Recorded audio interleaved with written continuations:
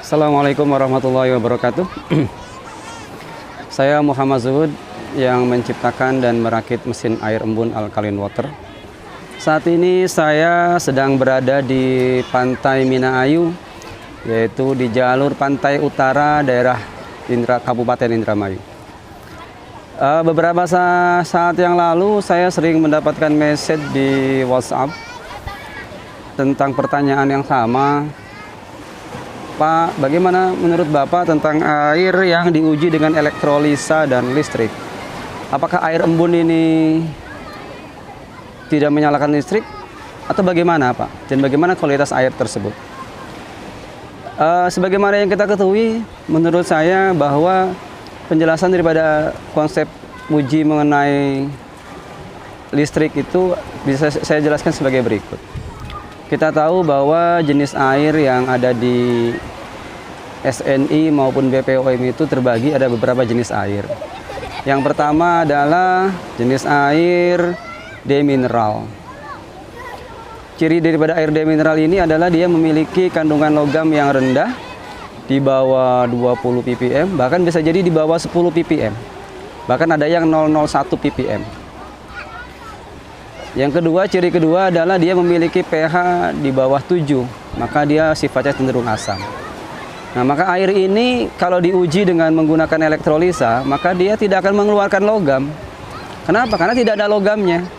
Dan kalau dia dites dengan listrik lampu 5 watt, maka dia tidak akan menyalakan listrik. Kenapa? Karena tidak ada logamnya. Ya. Nah, air ini biasanya golongan dalam air ini ada air-air yang diproduksi dengan sistem demineral maupun dengan sistem reverse osmosis. Nah, kalau kita mengkonsumsi air ini biasanya harus diimbangin makan buah dan sayur sebagai pengganti mineral dari luar. Jenis air yang kedua yaitu air mineral. Air mineral ini memiliki ciri TDS-nya biasanya di atas 20 sampai 500. Karena syarat untuk air ini dari Dinkes maupun DPOM adalah maksimum TDS-nya atau kandungan logamnya 500 ppm. Jadi kalau ada air mineral yang TDS-nya sampai 220, ini tidak ada masalah karena masih dalam tahap kewajaran. Yang penting dia memenuhi syarat untuk syarat-syarat mineral yang lainnya. Kadar besinya tidak melebihi yang ditetapkan, sengnya, timbalnya tidak ada, dan harus bebas daripada bakteri. Ya. Bagaimana kalau air mineral ini diuji dengan elektrolisa dan listrik?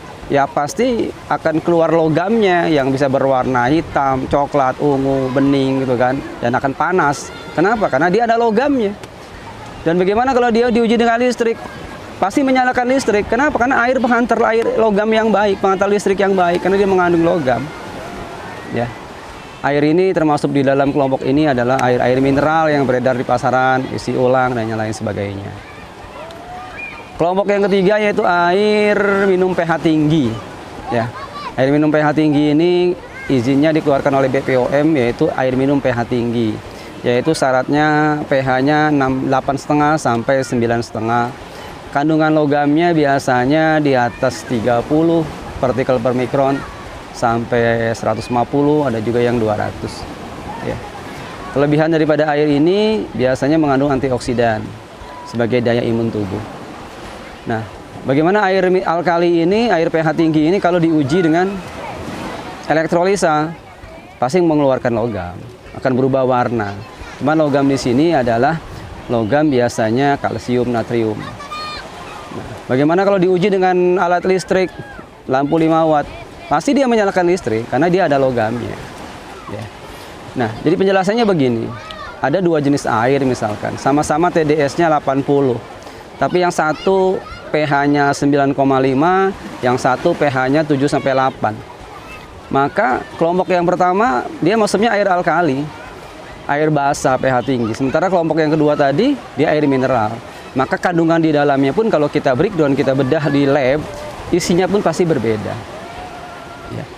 Nah, jadi kalau saya ditanya, Pak, air mana yang terbaik untuk kita? Ya, kalau saya jawab air yang terbaik untuk kita adalah air yang sesuai dengan keadaan tubuh kita dan kondisi kita. Yang paling penting adalah sesuaikan dengan kondisi kantong kita. Ya. Nah, jadi Bapak Ibu semua, silakan Anda memilih jenis air yang terbaik. Kalau kita mungkin sehat, fit, dan tidak ada kendala dengan kesehatan, silakan minum air mineral. Tapi kalau kita mudah terserang sakit, apalagi di saat pandemi seperti ini, maka sangat cocok kalau kita terapi air putih dengan menggunakan air minum pH tinggi. Ini penjelasan singkat dari saya, Muhammad Zuhud, yang menciptakan air embun. Semoga bermanfaat. Saya dari Pantai Minahaju Indramayu mengucapkan selamat berweekend dan jaga kesehatan Anda. Kita tingkatkan daya imun tubuh kita bersama air embun. Terima kasih. Assalamualaikum warahmatullahi wabarakatuh.